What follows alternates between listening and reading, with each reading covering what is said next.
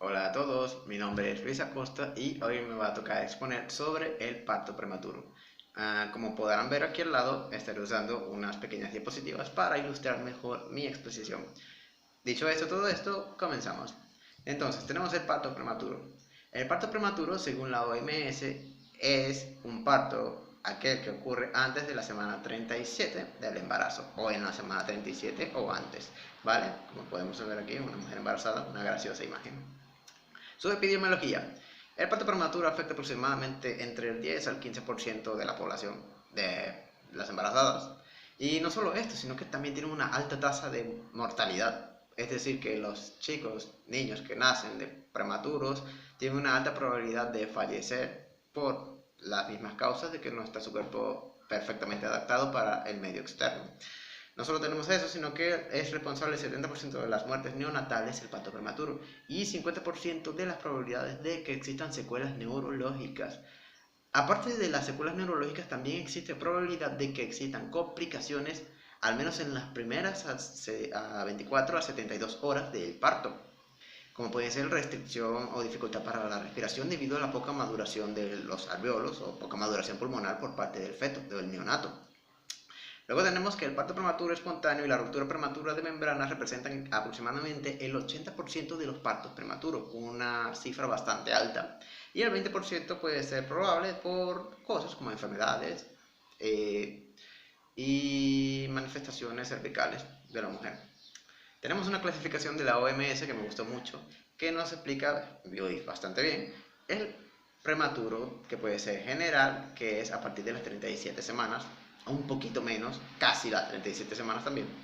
Luego tenemos el prematuro tardío, que es entre la semana 34 y 37, que debería ser entre la semana 34 y 36, para que el 37 solo sea del prematuro general. Pero bueno, y luego tenemos el muy prematuro, que es a partir de menos de las 32 semanas, a aproximadamente un 15% de los partos son de menos de 32 semanas. Y luego tenemos el parto extremadamente prematuro o extremo prematuro, que es menor a las 28 semanas. Al menos 5% de esos partos son prematuros y estos son los más gravecitos que pueden no sobrevivir. Tenemos los factores de riesgo que son bastante importantes aquí en la historia clínica y ya verán por qué. Entonces, uno de los factores que tenemos es el estrés.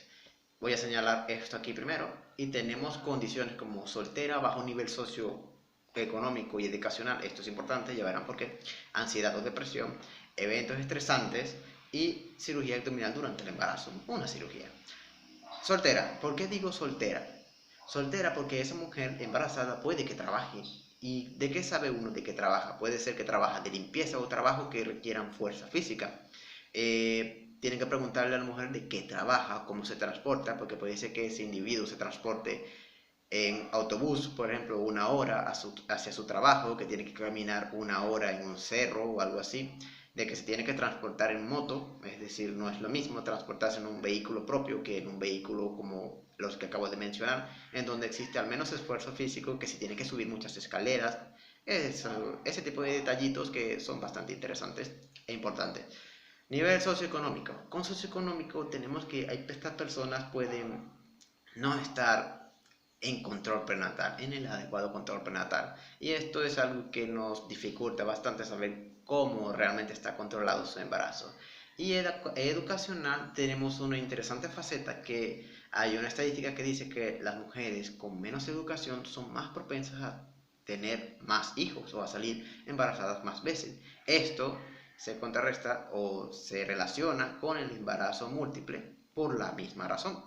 Tenemos el trabajo a pie, como acabo de decir, trabajos forzados, como trabaja, agotamiento físico, si tiene un excesivo agotamiento físico, embarazo múltiple, polihidramios, que es una patología de placenta, malformaciones uterinas o miomas, que pueden alterar la pared cervical, historia de abortos.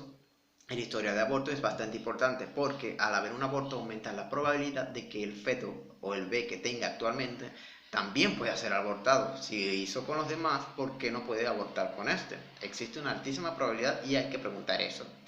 Dilatación o borramiento cervical prematuro. Esto es bastante importante si alguna vez dilató o tuvo ruptura de membranas prematuramente y esto puede volver a pasar. Como ya lo dije, pasó una vez, ¿quién dice que no pueda volver a pasar? Tenemos las enfermedades o las infecciones, como las de transmisión sexual, infecciones sistémicas, bacteriuremia, infecciones en la orina, que también pueden llegar a ocasionar un parto prematuro, y enfermedad periodontal.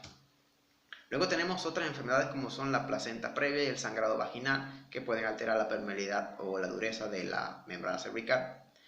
El parto prematuro previo, como puede ser también los abortos, el abuso de sustancias como drogas o tabacos o bebidas alcohólicas, que también son un factor de riesgo. La edad materna, muy importante, porque resulta y pasa que mientras mayor sea la mujer embarazada, más probabilidades tiene de tener un parto prematuro. Es decir, una niña una adolescente, entre los 15 y 18 años, tendrá una posible probabilidad de entre un 38 a 43% de probabilidades de tener un parto prematuro si tiene un mal control gestacional. También una mujer que sea mayor de 40 años tiene una probabilidad de al menos del 89 al 70% de probabilidades de tener un parto prematuro, así tenga con sus controles, porque su cuerpo no está adaptado ya a esa edad para tener un bebé. La raza afroamericana, por algún factor genético que aún se desconoce, tiene una alta probabilidad de presentar partos prematuros. La desnutrición, tanto en la madre como en el feto, también es importantísima. El control prenatal inadecuado por los factores socioeconómicos que acabo de decir, las malformaciones congénitas y la restricción del crecimiento intrauterino, que puede ocasionar una falla del crecimiento del feto, inclusive puede ocasionar esto, que salga de inmediato o que quiera ser expulsado de inmediato el producto. Tenemos las manifestaciones clínicas. Tenemos aquí la más común, el dolor abdominal bajo, intermitente que irradia la espalda. Esto es lo más común y necesito que se graben esto porque lo voy a mencionar más adelante. Intermitente quiere decir que viene y va.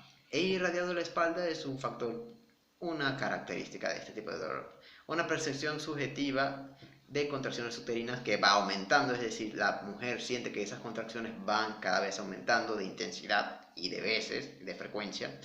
Puede también haber una descarga vaginal mucoide sanguínea, que esto es grave, porque a veces ya no quiere decir que esa mujer va a parir ya, así sea en la semana 34 o 35, X semana, esto es grave. Y la sensación de pensatez en hipogastrio, malestar en zona baja abdominal. El diagnóstico tiene que ser precoz, como la historia clínica, como acabo de decir, los factores de riesgo. La historia clínica y los factores de riesgo van con los antecedentes, es decir, lo que acabo de mencionar, que si ya tuvo partos, cuánto pesó el último hijo que tuvo, cómo lo tuvo, si fue en qué semana, X cosa. Y se basa en 3 parámetros, ya los veremos. La edad gestacional. La edad gestacional es muy común que los partos prematuros se presenten entre las 22 y 36 semanas. Tenemos las contracciones uterinas, que puede haber un aumento prematuro o agudo de contracciones dolorosas, detectables a la palpación, o sea que son fácilmente detectables. Y inclusive puede llegar a tener más contracciones en un embarazo, en un parto prematuro, que en un embarazo normal. El cuello, esto es interesante e importante porque existirá una dilatación cervical al menos mayor de 3 centímetros. Borramiento cervical en 50% del progreso en los cambios cervicales. Esto es interesante y ya veremos por qué. El diagnóstico también podemos incluir el hemograma, el GRAM para descartar infecciones, el uroanálisis para descartar infecciones, la ecografía y la ecografía transvaginal para cervicometría. Esto es estándar de oro y ya lo explicaré. Tenemos aquí la cervicometría. La cervicometría nos sirve para verificar la capacidad, o es decir, la anchura, por así decirlo, del cuello uterino, los milímetros que le queda de anchura. Podemos ver aquí que tenemos un orificio cervical interno, que esta sería la parte interna del cuello uterino, y esta sería la parte externa. Vemos que existe una apertura del orificio interno, que sería esta, que esto se le llama embudo, que literalmente parece un embudo, y su nombre en inglés es funnel, se lo conoce como funnel. Y vemos que esta zona ya está abierta, por lo que esta zona ya no es funcional del cuello uterino. En cambio, esta zona que vemos aquí está cerrada, por lo que se le conoce como zona funcional, que es la que todavía está bajo presión y es la que evita que el embarazo se escape, que el feto salga. Vale, tenemos varios tipos de estos milímetros de la membrana. Tenemos la tipo T, como pueden ver aquí, que es literalmente parece una T. Aquí tenemos el feto nadando. Y es la menos que se abre el cuello uterino. Tenemos la inversión en Y, que aquí ya empieza a haber una embudización, Fuller, del cuello uterino, ya se empieza a abrir esta zona, ya no es funcional porque ya está abierta. Y aquí es donde hay que estar pendiente porque luego puede comenzar a abrirse y pasar a ser un tipo B, que básicamente ya se está abriendo demasiado. Hay una alta probabilidad de presentar un parto prematuro. Aquí es donde ya está el riesgo alto de presentar el parto prematuro. Y luego tenemos la última, que es la tipo U, que vean la magnitud, lo muy abierto que está ese cuello uterino. Este pedacito que estoy señalando aquí, esto es lo único que sostiene ese embarazo. Si eso se rompe, prematuro ya, de inmediato, de una, así de rápido. La cervicometría. La cervicometría tiene sus parámetros, lo que acabo de decir que nos indicará si es alta probabilidad de tener un embarazo prematuro o no. Como podemos ver, si es al menos menor de 15 centímetros, perdón, de 15 milímetros, es estrechamente relacionado a una alta probabilidad de tener un parto prematuro, al menos en los 7 primeros días. Pero si la cervicometría es cuello uterino, es al menos de grosor de igual o mayor de 30 milímetros, se considera estrechamente que esa persona tiene un bajo riesgo de presentar un parto prematuro. Como podrán ver, así se hace la cervicometría, se mete este aparatito del escáner y mide el grosor del cuello uterino, lo que acabo de decir, la medición de la longitud cervical. El tratamiento, vamos con el tratamiento. El tratamiento va dirigido a reducir las contracciones. Obviamente, al reducir las contracciones, reduce la probabilidad de que el feto salga y así reduces el dolor de la madre, por Dios. Inducir a la maduración pulmonar en caso de que ya sea un parto prematuro o por si acaso. Simplemente esto es para que el feto pueda respirar ya al salir y no presente alguna complicación. Porque no es tanto que la mujer para, sino es las complicaciones que el feto pueda tener al salir, ya. Y luego tenemos la última, que es identificar la causa de la amenaza del parto prematuro. ¿Qué fue lo que lo causó? Es decir, una infección o ruptura prematura de membranas, X cosa. Las medidas farmacológicas, tenemos los fármacos tocolíticos. Estos fármacos lo que van a hacer es disminuir las contracciones uterinas y el tono muscular del miometrio. Esto básicamente relajará el músculo del miometrio y hará que las contracciones sean menos frecuentes o simplemente inhiba las contracciones, así inhibiendo el dolor y la probabilidad de presentar el parto. Entonces tenemos los calcio antagonistas. Los calcio antagonistas lo que van a hacer es disminuir el calcio intracelular, inhibiendo su ingreso transmembrana de la célula muscular, disminuyendo la resistencia vascular. Entonces estos fármacos lo que van es a relajar, a disminuir la entrada de calcio y van a disminuir la contracción, obviamente, del músculo uterino, del miometrio, y van a evitar un parto prematuro. Tenemos los fármacos inhibidores de la prostaglandina, que actúan inhibiendo la enzima ciclooxigenasa, la enzima del dolor. Básicamente también ayuda a relajar y ayudan a tolerar el dolor, y tenemos sus dosis, por si le quieren tomar una foto. Está indicada para menorreas al menos de 32 semanas. Tenemos los análogos de la oxitocina. Aquí tenemos sus indicaciones. Y la duración del tratamiento no debería exceder las 48 horas, por obviamente contraindicaciones. Esta mente se usa en amenaza del parto prematuro entre las 22 y 34 semanas, es decir, un parto bastante riesgoso.